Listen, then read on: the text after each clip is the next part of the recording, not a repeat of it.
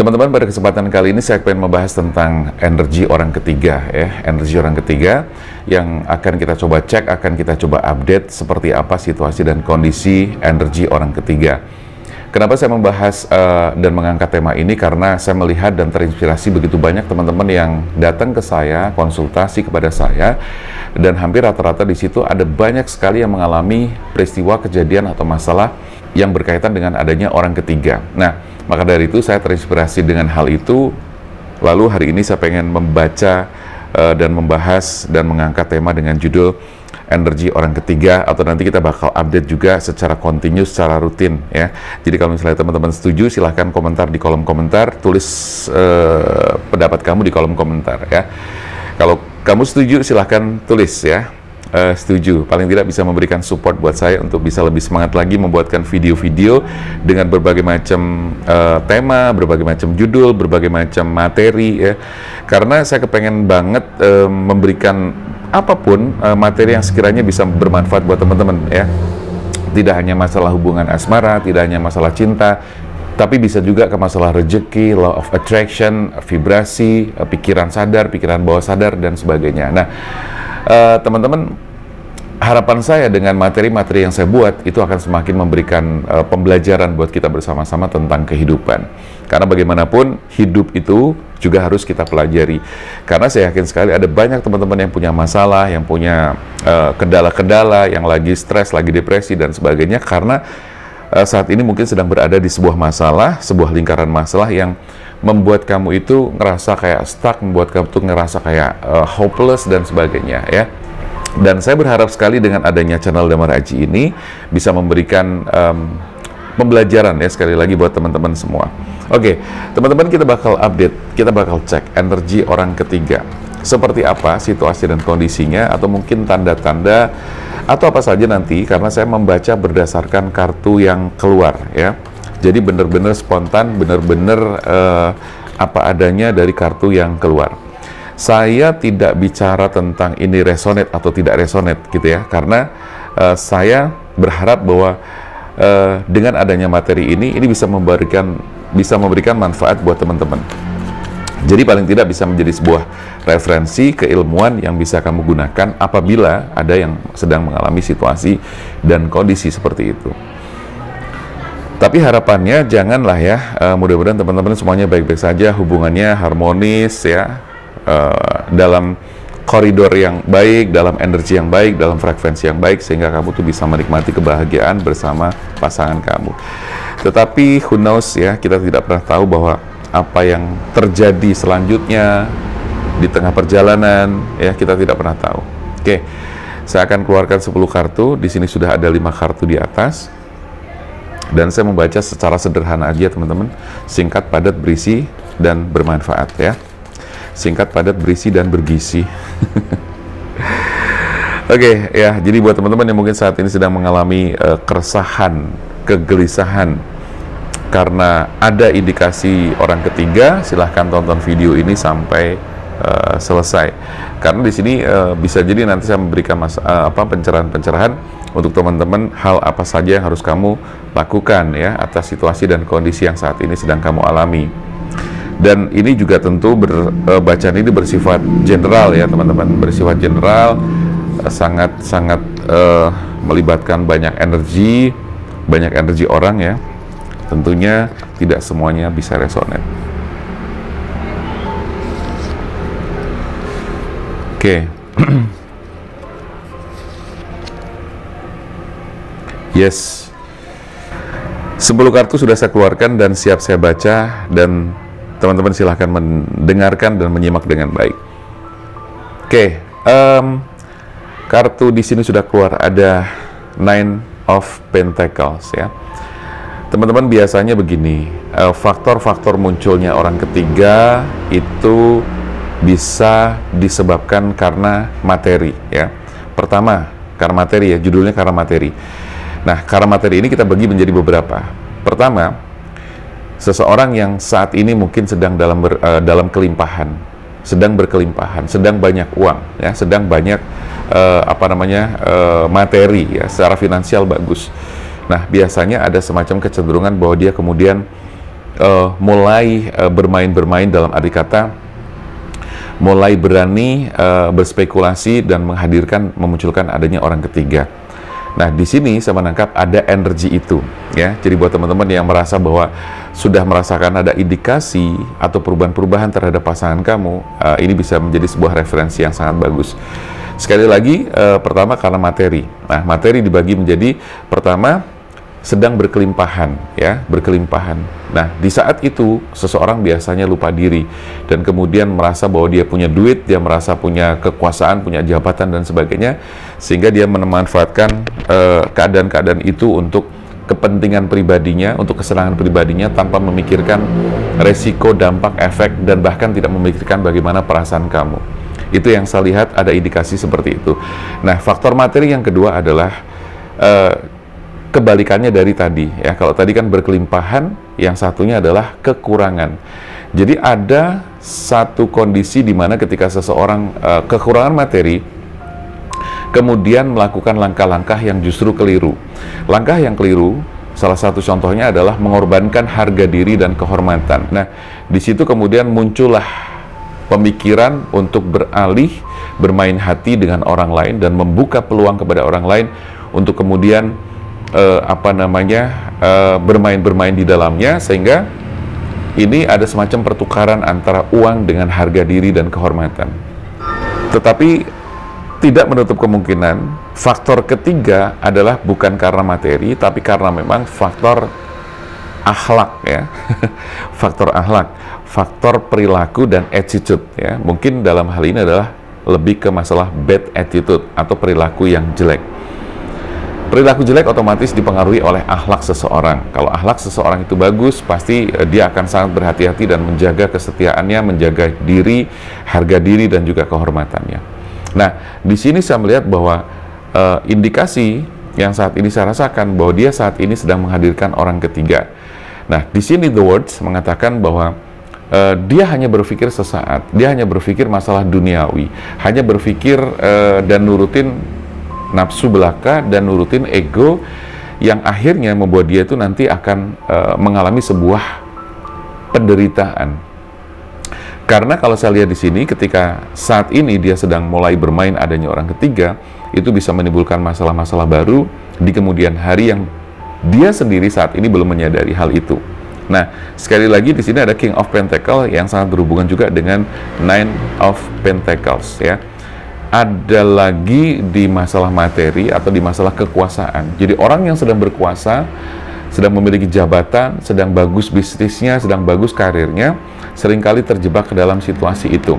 Ya, sekali lagi ada tiga, ya, materi yang sedang berkelimpahan, yang kedua materi yang berkekurangan, ya, atau sedang kekurangan, sedang tidak bagus, dan yang ketiga adalah faktor memang secara attitude dia seperti itu. Nah, di kartu The Moon di sini saya melihat bahwa siapapun kamu yang sedang melakukan penyimpangan terhadap hubungan kamu, di sini ada bahaya-bahaya yang sebetulnya sudah mengintai.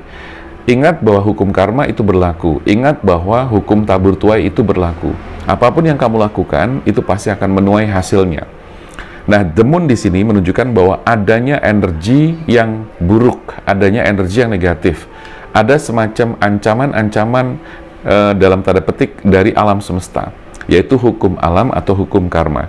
Dimana ketika misalnya kamu melakukan itu serta-merta karena hanya untuk kepuasan pribadi atau hanya karena kepentingan materi, ya, di situ pasti kamu akan menuai karma yang saya sendiri tidak tahu bentuk karmanya seperti apa, karena itu adalah kuasa Tuhan dan juga alam semesta.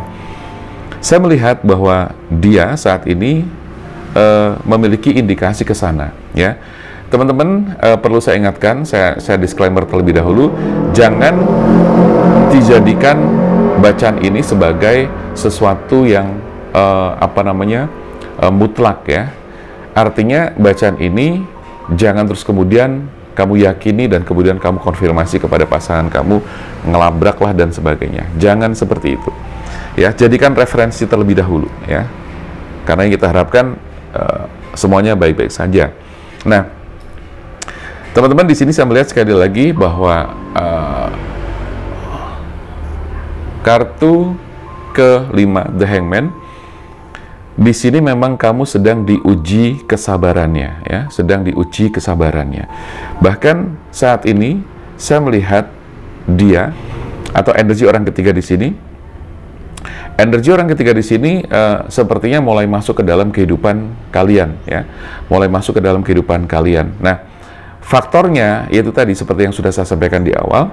Faktornya orang tersebut bisa jadi memang pertama memiliki materi, ya, sehingga terus kemudian dia dengan PD-nya mengganggu hubungan orang lain. Yang kedua, karena dia memang mungkin kekurangan materi sehingga dia mencari materi dari pasangan kamu. Yang ketiga, sekali lagi ini saya tekankan biar kamu itu paham. Yang ketiga adalah karena faktor akhlak, ya, atau katakanlah bad attitude. Jadi karena memang perilaku dia orang ketiga ini yang memang kurang bagus. Nah, teman-teman, saya melihat bahwa ketika nanti ini dilanjutkan, pasangan kamu misalnya tidak menyadari hal itu, atau katakanlah kita bicara langsung fokus saja kepada orang ketiga, orang ketiga ini sangat berbahaya. Karena apa? Karena saya melihat di beberapa kartu terakhir di sini, ini sudah menunjukkan adanya energi yang sangat tidak bagus, ya. Jadi hati-hati dengan adanya orang ketiga, ya. Jadi ini energi bisa kesana kemari, ya. Dalam arti begini, orang ketiga itu berhubungan dengan dia, atau orang ketiga itu berhubungan dengan kamu. Nah, itu sama saja, gitu loh. Jadi makanya saya bilang, saya membaca di sini lebih fokus kepada orang ketiga, tetapi juga tidak menutup kemungkinan itu berhubungan dan juga berkaitan dengan kamu atau dengan dia sebagai pasangan kamu, ya. Nah, orang ketiga di sini saya melihat dia apa ya? Seperti memanfaatkan situasi dan kondisi kalian, ya. Intinya saya melihat bahwa pasangan orang ketiga ini memanfaatkan situasi. Dan kalau di sini ada gambaran bahwa orang ketiga ini memang apa ya, boleh dibilang lebih ke materi, ya. Kalau saya lihat lebih ke materi. Jadi kalau misalnya dia punya perasaan cinta yang besar apa segala macam, enggak sih, enggak.